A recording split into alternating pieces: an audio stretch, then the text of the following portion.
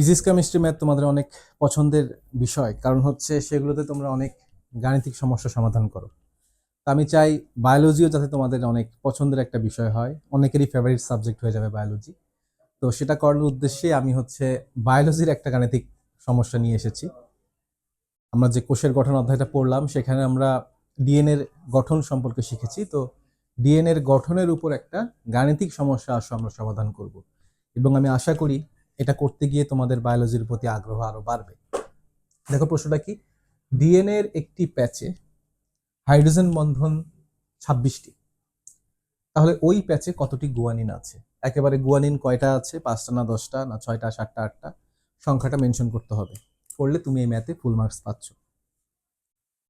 তো ডিএনএর একটি প্যাচে 26টি হাইড্রোজেন বন্ধন আছে। তো আমরা আশা করি ডিএনএর প্যাচ কি জিনিস, ডিএনএর প্যাচ সম্পর্কে আমাদের আইডিয়া আছে। আমরা যারা ওয়াটসন এবং ক্রিকের মডেল শিখেছি আমরা জানি যে ডিএনএর এরকম প্যাচ থাকে, তাই না? তো এই পয়েন্ট থেকে এই পয়েন্ট পর্যন্ত হচ্ছে একটা প্যাচ।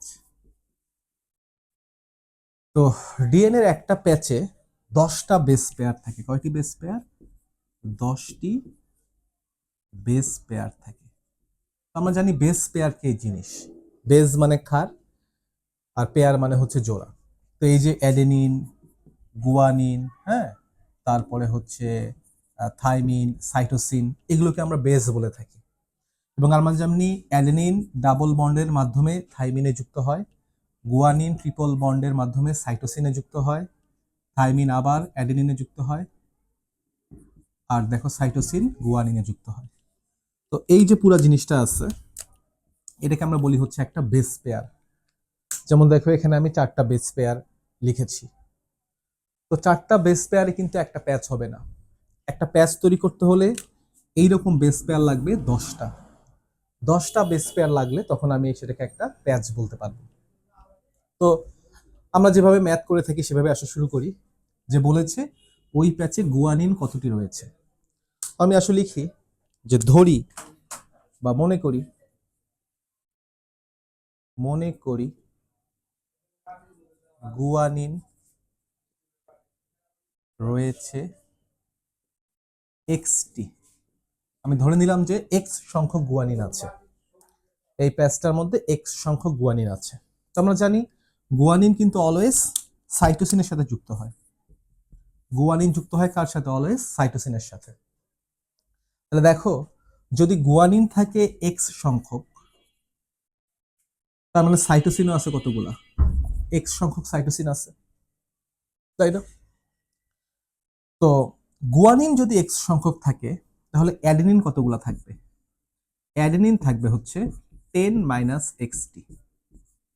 এটা কি বুঝতে কারো অসুবিধা আছে? কারণ দেখো 10টা বেস পেয়ার, তো বেস পেয়ারের একদিকে যদি আমি দেখাই ভাবে guanine guanine guanine adenine adenine guanine adenine guanine adenine adenine, তাহলে দেখো, আচ্ছা এটাকে গুয়ানিন দেই। তাহলে দেখো এইটা একটা বেস পেয়ার না? বেস পেয়ার মানে এখানে আবার সাইটোসিন আছে, সাইটোসিন, এখানে আছে থাইমিন, এখানে cytosine thymine, cytosine thymine, cytosine. অর্থাৎ দেখো একটা বেস পেয়ারে যদি গুয়ানিন থাকে, দেখো কয়টা গুয়ানিন আছে এখানে? 6টা। 6টা গুয়ানিন আছে মানে বাকি 4টা কি হবে? অ্যাডেনিন হবে। ব্যাপারটা বোঝা গেছে কিনা? যে আমরা জানি গুয়ানিন আর অ্যাডেনিন তো একসাথে যুক্ত হবে না। গুয়ানিন যুক্ত হবে ট্রিপল বন্ডের মাধ্যমে কোথায়? সাইটোসিনে। কোথায় যুক্ত হবে? সাইটোসিনে যুক্ত হবে। তাহলে অ্যাডেনিন, বাকি জায়গাগুলো অ্যাডেনিন থাকবে এবং অ্যাডেনিনের বিপরীতে থাকবে হচ্ছে থাইমিন, তাই তো? তাহলে দেখো আমি ধরেছি গুয়ানিন রয়েছে এক্সটি। গুয়ানিন এক্সটি আছে, তার মানে হচ্ছে অ্যাডেনিন অ্যাডেনিন রয়েছে 10 - xt, তাই না? গুয়ানিন যদি এক্সট্রা থাকে তাহলে অ্যাডেনিন থাকবে 10 - xt। ক্লিয়ার সবাই? গুয়ানিন থাকবে কতগুলা? 10, অ্যাডেনিন থাকবে হচ্ছে 10 - xt। এখন একটা গুয়ানিন মানে কয়টা হাইড্রোজেন বন্ধন? দেখো গুয়ানিন কিন্তু সর্বদা 3টা হাইড্রোজেন বন্ধন তৈরি করে। একটা গুয়ানিন থাকা মানে হচ্ছে 3টা হাইড্রোজেন বন্ড থাকা। একটা গুয়ানিন থাকা মানে 3টা হাইড্রোজেন বন্ড থাকা। তাহলে দেখো গুয়ানিন যদি এক্স সংখ্যক থাকে তাহলে গুয়ানিনের জন্য হাইড্রোজেন বন্ধন কতগুলো আছে? গুয়ানিনের জন্য হাইড্রোজেন বন্ধন আছে 3xt, তাই না? কারণ যতগুলো গুয়ানিন আছে তার 3 গুণ হাইড্রোজেন বন্ধন থাকবে, কারণ গুয়ানিন সে সাইটোসিনের সাথে ট্রিপল বন্ড তৈরি করে। আবার দেখো অ্যাডিনিন রয়েছে 10-xt, তার মানে অ্যাডিনিনের জন্য হাইড্রোজেন বন্ধন কয়টা থাকবে বলো তো, সবাই কমেন্টে বলো। একটা অ্যাডিনিন খেয়াল করো, একটা অ্যাডিনিন 2টা হাইড্রোজেন বন্ড তৈরি করে, কার সাথে? থাইমিনের সাথে। তাহলে যদি অ্যাডিনিন হয় 10-xt, অ্যাডিনিনের জন্য হাইড্রোজেন বন্ধন হবে 2 × 10-xt, তাই না? তাহলে আমরা দেখতে পারতেছি, ধরে নিয়েছিলাম আমরা যে একটা প্যাচের মধ্যে টোটাল গুয়ানিন আছে 6টা, বা sorry extra guanine extra. Guanine extra থাকলে অ্যাডিনিন থাকবে 10-xt, কারণ গুয়ানিন যে জায়গাগুলো ফিল আপ করছে, করার পরে যে বাকি জায়গাগুলো আছে সেই জায়গাগুলোতে অবশ্যই অ্যাডিনিন থাকবে। তাহলে গুয়ানিনের জন্য হাইড্রোজেন বন্ধন আছে 3xt, আর অ্যাডিনিনের জন্য হাইড্রোজেন বন্ধন আছে 2 × 10-xt। তাহলে আমি যদি হিসাব করি মোট হাইড্রোজেন বন্ধন কতটি? মোট হাইড্রোজেন বন্ধন দেখো 3x + 2 × 10-xt, তাহলে মোট হাইড্রোজেন বন্ধন হচ্ছে এতগুলো। তাহলে আমি ক্যালকুলেশন করে পাইলাম যে যদি একটা প্যাচে এক্স সংখ্যক গুয়ানিন থাকে তাহলে সেই প্যাচে হাইড্রোজেন বন্ধন হবে 3x + 2 × 10-xt। কত? 3x + 2 × 10-x। এখন আমাদের কিন্তু প্রশ্নে বলে দিয়েছে যে ওই প্যাচে হাইড্রোজেন বন্ধন আছে 26টা।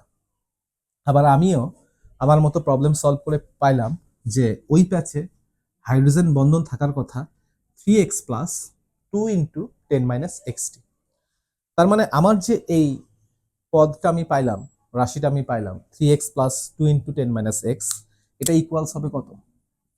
26। এবার সেটা আমরা সলভ করি। 20 - 2x = 26, which implies x = 26 - 20, অতএব x = 6। তাহলে আমি এই ইকুয়েশনটা সলভ করে x এর ভ্যালু পাইলাম হচ্ছে 6। আমি প্রশ্নের শুরুতেই কিন্তু ধরে নিয়েছিলাম যে গুয়ানিন আছে কয়টি? xটি। তার মানে আমাকে যে জিজ্ঞেস করেছে ওই প্যাচে গুয়ানিন কয়টি আছে, অ্যান্সার হবে কতটি? 6টি। তাহলে ওই প্যাচে গুয়ানিন আছে 6টি। বোঝা গেছে? জিনিসটাকে আরেকটু এলাবোরেট করি যে ওই প্যাচে গুয়ানিন আছে 6টি। গুয়ানিন যদি 6টি থাকে, সাইটোসিনও আছে কয়টি? 6টি। কারণ গুয়ানিন তো অবশ্যই সাইটোসিনের সাথে যুক্ত হবে। তাহলে অ্যাডেনিন কয়টা আছে? দেখো যদি গুয়ানিন হয় 6টি, অ্যাডেনিন হবে 10 - 6টি, তার মানে হচ্ছে 4টি। থাইমিনও কয়টা থাকবে? 4টা থাকবে। এখন দেখো এই যে গুয়ানিন এবং সাইটোসিন এরা ট্রিপল বন্ডের মাধ্যমে যুক্ত হয়েছে, 3টা হাইড্রোজেন বন্ডের মাধ্যমে। তাহলে এইখানে হাইড্রোজেন বন্ধন আছে কয়টা? 3 × 6 = 18টা। আবার দেখো অ্যাডেনিন আর থাইমিন যুক্ত আছে ডাবল বন্ড দিয়ে, তাহলে এখানে কয়টা ডাবল বন্ড থাকবে? 4টা। তাহলে 4 × 2 = 8, যোগ করলে দেখো হাইড্রোজেন বন্ধন 26টাই কিন্তু আসতেছে। তার মানে আমাদের যে প্রশ্নটা ছিল ডিএনএর একটি প্যাচে 26টি হাইড্রোজেন বন্ধন থাকলে ওই প্যাচে গুয়ানিন কতটি রয়েছে, তার অ্যান্সার হবে 6টি। এটাই হচ্ছে অ্যান্সার। ক্লিয়ার সবাই? তো এরকম প্রবলেম যদি তোমাদের ভালো লাগে তোমরা অবশ্যই কমেন্টে জানাবে। আমি বায়োলজির প্রতিটা অধ্যায়েরই এরকম ম্যাথমেটিক্যাল প্রবলেম আনতে পারবো। প্রতিটা টপিকের উপরই, প্রায় সব টপিকের উপরই আনা সম্ভব, বাট এগুলো এক্সামে আসে না, সে কারণে এগুলো নিয়ে আমরা বেশি একটা ফোকাস করতে চাই না। কিন্তু আমার মনে হয় যদি এভাবে আমরা কিছু গাণিতিক সমস্যা সলভ করি প্রতিটা অধ্যায়ে 2-3টা করে, সেক্ষেত্রে বায়োলজি কিন্তু আমাদের কাছে আরো বেশি ইন্টারেস্টিং লাগবে, এবং একটা সাবজেক্ট পড়ার জন্য সেটাকে ইন্টারেস্টিং লাগবার প্রয়োজন আছে। বোরিং লাগলে কিন্তু সেই সাবজেক্টটা পড়ার প্রতি ইন্টারেস্ট আমরা পাবো না। তাই এই জাতীয় প্রবলেমগুলো আমি, যদি তোমাদের ভালো লাগে, তোমরা কোন কোন অধ্যায়ের উপর এরকম গাণিতিক প্রবলেম চাও, আমি যখন স্টুডেন্ট ছিলাম বা আমি যখন শুরুর দিকে পড়াতাম মেডিকেল কলেজে ভর্তি হওয়ার পরপরই শুরুর দিকে অনেক বেশি ইনথুসিয়াজম ছিল, তো ম্যাথমেটিক্যাল প্রবলেম বানানোর চেষ্টা করতাম। সেগুলো আশা করি আছে আমার কাছে, আমি ওগুলোর উপরেও তোমাদের ক্লাস নেওয়ার চেষ্টা করব। ধন্যবাদ সবাইকে ক্লাসটা করার জন্য। সবাই সাবস্ক্রাইব করে রাখবে এবং লাইক কমেন্ট শেয়ার করে আমাকে সহায়তা করবে।